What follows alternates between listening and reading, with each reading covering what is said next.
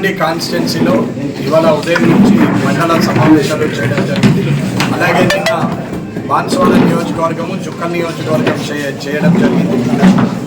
ఈరోజు కామారెడ్డిలో పార్లమెంటరీ స్థాయి, నియోజకవర్గ స్థాయి ఎలక్షన్ ఆఫీసును కూడా ఓపెన్ చేయడం జరిగింది. ఇలా 7 కాన్స్టిట్యున్సీలలో 7 నియోజకవర్గాల్లో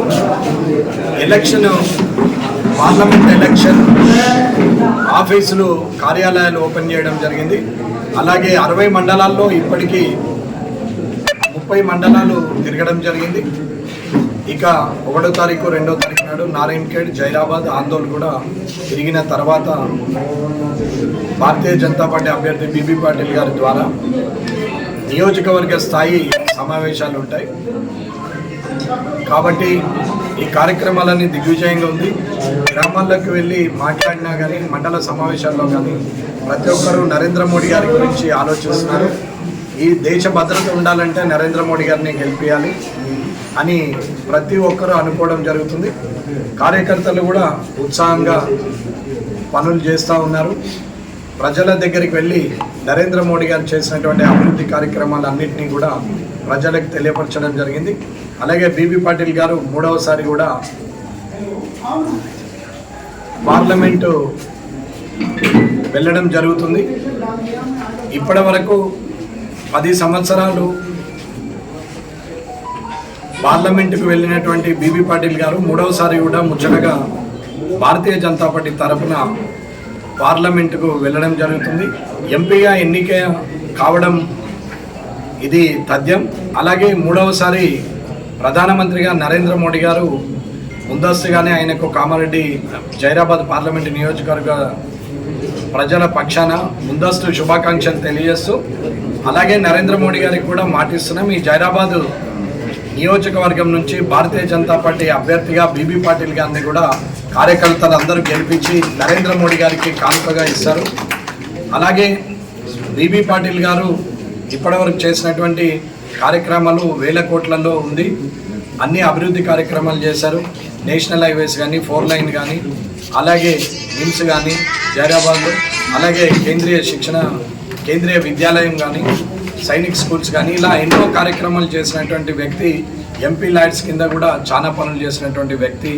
నరేంద్ర మోడీ గారి మీద అభిమానంతో, ఆయన పార్టీ ఏదైనా ఆయన మీద ఉన్న అభిమానంతో, నరేంద్ర మోడీ గారితో ఉన్న సన్నిహిత సంబంధం వల్ల ఈ అభివృద్ధి సాధ్యమైంది. కాబట్టి తిరిగి నరేంద్ర మోడీ గారి ఆధ్వర్యంలోనే పోటీ చేయాలని నిర్ణయించుకొని ఇవాళ ఇక్కడ జైరాబాద్లో విజయడంక మోగించడం జరుగుతుంది. భారతీయ జనతా పార్టీ ఖాతా తెలంగాణలో జైరాబాద్ నుంచి మొదలవుతుంది. అలాగే మిగతా నియోజకవర్గాల్లో కూడా సుమారు 15 వరకు కూడా ఇవాళ భారతీయ జనతా పార్టీ గెలిచే అవకాశాలు ఉన్నాయి. రాను రాను ఇంకా బలమవుతున్నది. నరేంద్ర మోడీ గారి ఆయన చేస్తున్నటువంటి కార్యక్రమాన్ని కూడా ప్రజలందరూ కూడా అభినందిస్తూ, ఇటువంటి ప్రధానమంత్రి ఉంటేనే భారతదేశం రక్షణతో ఉంటుంది, మేమందరం సుఖశాంతులతో ఉంటామని చెప్పి ప్రజలు కూడా నరేంద్ర మోడీ గారి తరఫున ఆలోచిస్తూ ఓటు వేయాలనే ఆలోచనలో ఉన్నారు. కాబట్టి ఈ జైరాబాద్ పార్లమెంటు బీబీ పాటిల్ గారిని కూడా 3వసారి గెలిపించి పార్లమెంటుకు పంపే ఆలోచనలో ప్రజలందరూ ఉన్నందుకు ప్రజలకు కూడా ధన్యవాదాలు తెలియజేస్తూ, రానున్న కాలంలో నరేంద్ర మోడీ గారి సహకారంతో బీబీ పాటిల్ గారు ఇంకా అభివృద్ధి చేస్తానని ఎన్నో సమావేశాల్లో చెప్పడం జరిగింది. ఈరోజు దగ్గర 8 మండలాలు ఈరోజు చేయడం, ఎన్నో 15 మండలాలు చేయడం, ఇలాగే జాయినింగ్ కార్యక్రమాలు ఉన్నాయి, ర్యాలీలు ఉన్నాయి, కాన్స్టిట్యూన్సీ నియోజకవర్గ స్థాయి సమావేశాలు ఉన్నాయి.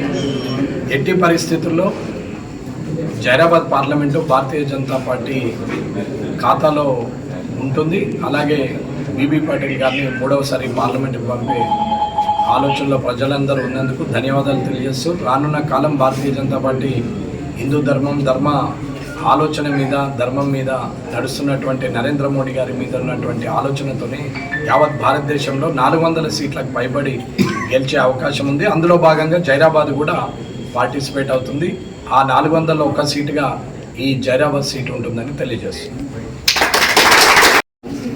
బీజేపీ పార్టీలో జాయిన్ అయిన తర్వాత ఫస్ట్ లిస్ట్లో టికెట్ వచ్చిన కోసానికి సెంట్రల్ కమిటీ నడ్డా గారు, మిశ్రా గారు, షా గారు, అట్లనే స్టేట్ కమిటీ కిషన్ రెడ్డి గారు, లక్ష్మణ్ గారు, ఇంకా వేరే వేరే అందరికీ ధన్యవాదాలు చెప్తున్నాను. గత 20 రోజుల నుంచి మా పార్లమెంట్ ఇన్ఛార్జ్ ఎమ్మెల్యే వెంకటరమణ గారు, రామారెడ్డి గారు, జైపాల్ రెడ్డి గారు, ఇంకా పార్టీ ప్రతి ఒక్కరు మాతో కలిసి ఎట్టి చేయాలి, గెలవాలంటే ఎట్లా పని చేయాలి అది చెప్తున్నాను. గత 2 రోజుల నుంచి మండల్ కమిటీ, బూత్ కమిటీ, శక్తి కేంద్రం మీటింగ్ చేసుకున్నాం. తప్పకుండా అందరూ మంచిగా స్పందన ఇచ్చింది. వాళ్ళందరూ మంచిగా పనిచేసి బూత్ లెవెల్లో 50% ఎక్కువ ఓట్లు చేస్తామని కమిట్మెంట్ చేసింది. తప్పకుండా ఇటువంటి పరిస్థితుల గెలుపు ఖాయం అనుకుంటున్నాం. అందరి అనుకున్నాను అక్కి బార్ 400 పార్, ఆ 400 పార్ల మేము కూడా పార్టిసిపేట్ కావాలా అంటే ఇక్కడి నుంచి గెలిచి అక్కడ పోవాలా. గత 10 ఇయర్స్లో మోదీ గారు ఇంకా వేరే వేరే కార్యక్రమాలు తీసుకొని భారతదేశంలో మంచి డెవలప్మెంట్ కానీ వేరే